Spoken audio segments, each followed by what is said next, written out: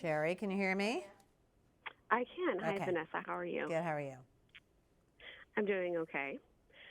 I will just Just jump right in here okay? and get started. Okay. I am, you know what? It's 7:20 and I have a whole bunch of things I have to do today. My kids are downstairs yelling at I each get it. other. Uh-huh. So I think okay cuts it for me right now. I'll be good in probably like an hour. Okay, exactly. Okay. Okay, so I know that you're partnering with Dress for Success. So tell me a little bit about that program and what prompted you to decide to get involved with it.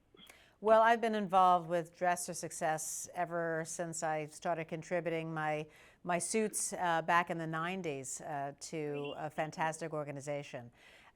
So they recently teamed up with TrackPhone, which and started a company or a program called Success is Calling. And what it does, I'm holding a TrackPhone smartphone right now.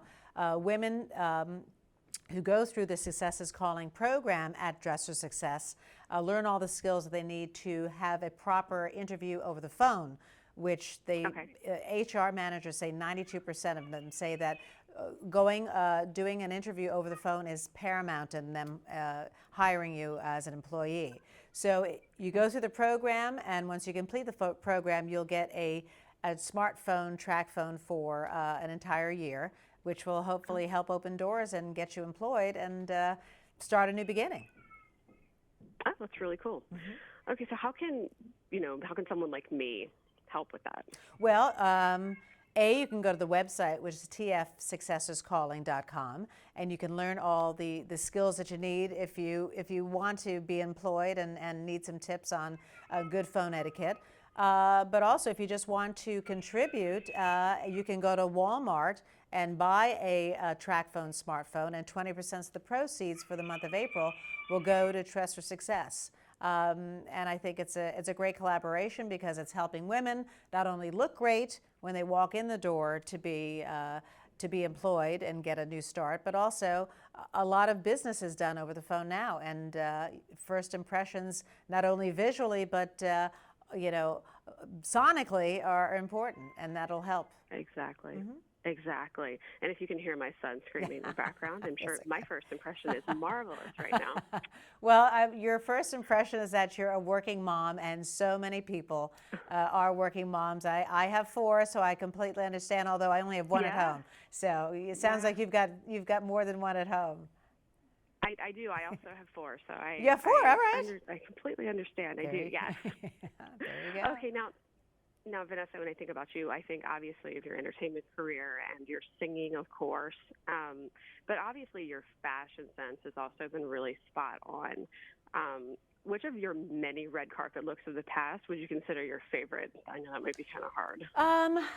Well, my favorite, I like being unique, and when I was nominated for my first Emmy for Ugly Betty, I wore a beautiful mint green Kevin Hall gown, and it was before the feather trend really hit, so it had light feathers on the bottom and made the front page of the style section of the LA Times. So, and the color was unique, and the fabric was unique, and it just made me feel fantastic. So that's one of my favorite looks. Cool. Actually, another great Kevin Hall look was again for Ugly Betty, and it was a black, white, and pink print, but it reminded me of the 60s.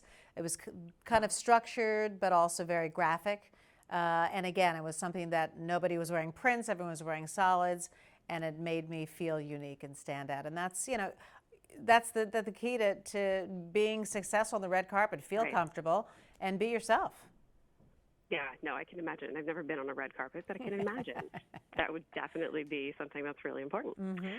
So, when it comes to Ugly Betty and Desperate Housewives, what is it that you miss the most about appearing on those programs? Well, Ugly Betty in particular was like doing a different movie every week. And playing Wilhelmina Slater, I had never knew what was coming up next. And we'd have our table reads and gasp because of the situations, that people would be in. I mean, I've played softball and had to pitch to Naomi Campbell without hitting her. I had to find a way to get my dead husband's frozen sperm inseminated me in order to get a love child to take over the company. We've been stranded in Queens, Wilhelmina and Mark, and had to take my heel and open the collection box to get enough money to get a cab to get back into Manhattan. I mean, they were zany, over the top, but the sets were fantastic. The wardrobe was incredible, and the talent, that ensemble was unbelievable. And I miss them and love them. So fun. Okay, now I bet that I will be the only person who will ask you about this today and probably this entire month. But it's weird, but I'm a really big Perry Mason fan, and I know you were in a Perry Mason movie quite a while ago. I don't know how much you actually worked directly with Raymond Burr because you had kind of a different format for that movie. But what was that experience like, and how did you end up doing that? Well, it was the second series that he did, Perry Mason. It wasn't the movie. I did. Right. This is back in 1989, and I played Okay. a singer, The Case of the Silent Singer, and I was a singing success and died. Tim Reed was my husband at the time, and Angela Bassett played one of my background singers. So that was kind of the beginning of both of our careers. And I did not get a chance to work with Raymond Burr because he was solving the crime after I was already dead. But Right. But we shot it in Denver, and it was kind of the second round of the Perry Mason. So yes, you are the first to ask me that for sure. Yeah, I love those. My mom used to love them when I was growing up. So I've seen all of them at some point or another. That's funny. Okay, now, do you have any new acting gigs on the horizon right now? I just did a pilot called Fantasy Life for the Fox network, and it's based on the Matthew Berry book called Fantasy Life. And he is a fantasy football guru. He started out kind of an average writer, working on some other shows, and kind of like an average Joe, but did a blog, had a podcast, and had like 3 million Twitter followers. And everyone went to him for fantasy football information, and he ended up getting pegged by ESPN and has his own fantasy football show now. So this half-hour comedy is based on his life, and Kevin Conley from Entourage is our producer, and he plays Mitch Berry, and I play his boss, who's Senior VP of Programming at Fox Sports Network, and I hire him off the internet to start a fantasy football show at Fox Sports. So we just finished doing that, and we'll know in a couple of weeks whether we get picked up for the fall. Well, good luck. That sounds like it'll be interesting. Thank you. Okay, a little bit on your music. Probably like most of the people my age, Save the Best for Last was one of my favorite songs when I was a kid. Oh, thank you. Do you have any new music coming up for you? I know it's been a while since you've released anything from the studio.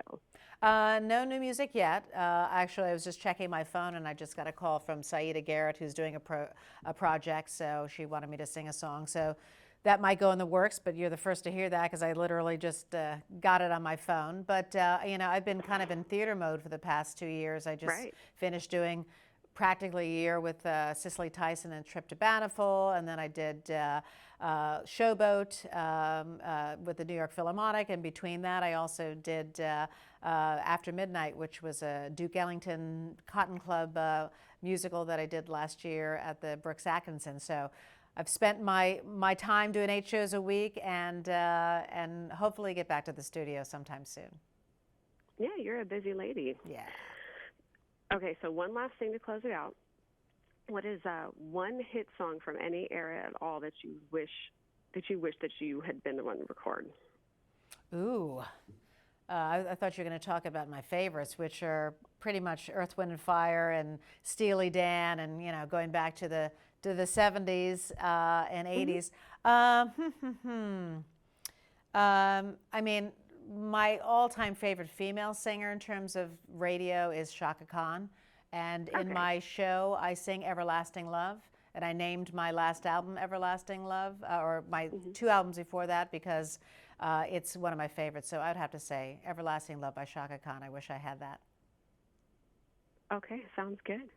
Okay, well, Vanessa, it's been a real pleasure speaking with you. Thank you, Sherry. Thank you for telling me about Success is Calling, and I will definitely do my part to get the word out. Good, and good luck with those kids. Thank you. Have a great day. You too. Bye.